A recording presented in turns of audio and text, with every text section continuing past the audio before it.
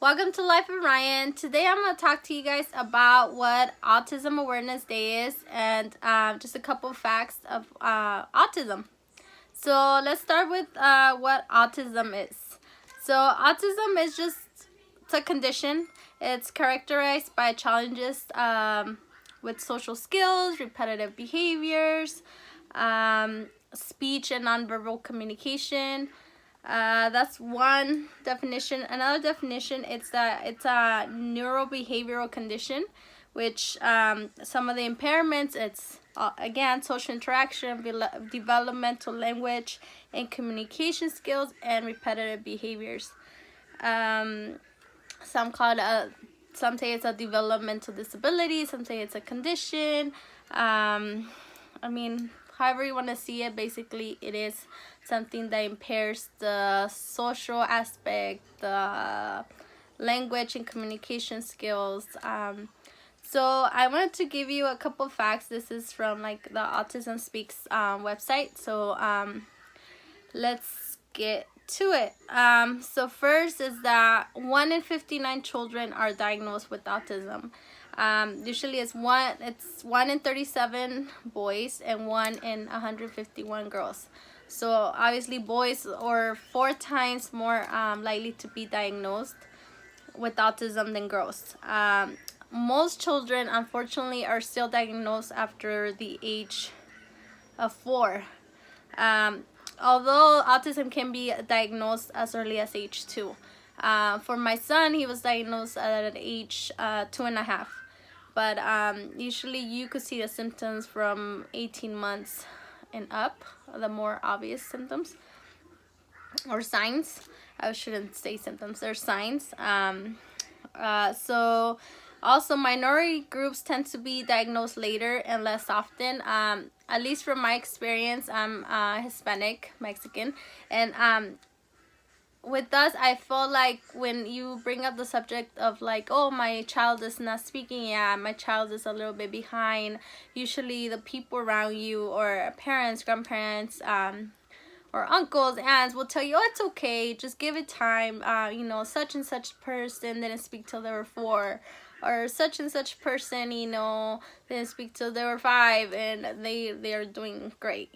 So I think that's what happens with some minority groups. I feel like they kind of don't want to rush to conclusions, so they kind of leave things, just don't pay attention maybe to the signs, because they don't want to diagnose their children so soon. They want to give it time, but unfortunately, it's better to get the diagnosis, get the help. So anyway, so I guess this is where we go to next. Early intervention is the best option to support a child with the diagnosis.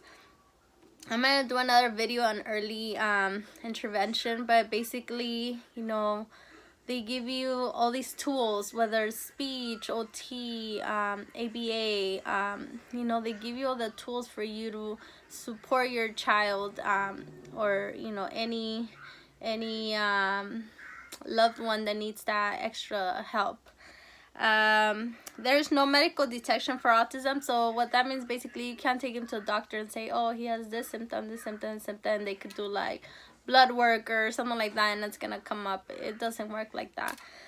For my son, we had to do an appointment with the child psychologist, and go through all these steps. So I'm gonna do another video on the actual formal diagnosis for autism. So yeah, those are a couple of facts. Causes, from what I read, is basically genetics are most likely involved in most cases. Not every case. For my son, we did some genetic testing, and it ended up, something came up, but nothing that actually answered all of our questions. So but it did come up that he had a duplicate chromosome. Parents who have a child with ASD have 2 to 18% chance of having a second child with autism. I think that was one of our biggest fears for my husband and I when we decided to have a second child. But at the same time, we kind of left it up to God, and just prayed for the best, and up to now she's almost gonna be 2. We haven't seen any signs. We do compare my son and her from when they were babies till now, and it's like night and day. So up to now we don't have any concerns, but honestly I don't think I'll really be totally sure till she's like 3. I don't know, it's just the fear that's still in me till this day. Also, according to research, there is no direct link between childhood vaccinations and autism. The subject is, I don't know, I think it's gonna be a debate forever. For me, I don't want to say that I do believe all vaccines are bad. I feel that the way the kids get them, which is like 4 at a time, I think some kids are more sensitive to the vaccines than others. I do believe that. Maybe not just one vaccine is bad, but all those vaccines at once, some kids probably don't take it very well. It's like taking 4 medicines at a time. Like, I don't know. I don't have all the facts on that, but with my daughter, I was very careful in spacing the vaccinations, and you know, I think it's a very personal choice. I think whatever you want to do with your child, and definitely your choice, but you should definitely do your research and know there are risks. So next, intervention supports for a child that gets diagnosed with autism. It's of course early intervention. Like I said, that's like the best thing that you could do for a child that has been diagnosed. There's ABA, which is applied behavioral analysis. So basically they work mostly on behavioral issues and things as basic as potty training, you know, communicating without being violent. You know, it's just like a lot of details that go into ABA, but I truly believe in ABA. There has to be a balance, of course, but I do believe ABA can make a huge difference. Also speech therapy, I know it has made a difference in my son. Occupational therapy, not all kids with autism diagnosis need occupational therapy, but if the child does need it, it definitely makes a difference. Some of the challenges, it's 1/3 of people with autism are nonverbal. My son, thankfully, you know, he's come such a long way. He's speaking now, pretty much full sentences, and I'm blessed because not every child reacts to, you know, the therapies and all that, you know, and there's different levels of autism. My son's is very mild. And another thing that's very scary is drowning. Drowning remains the leading cause of deaths for children with autism.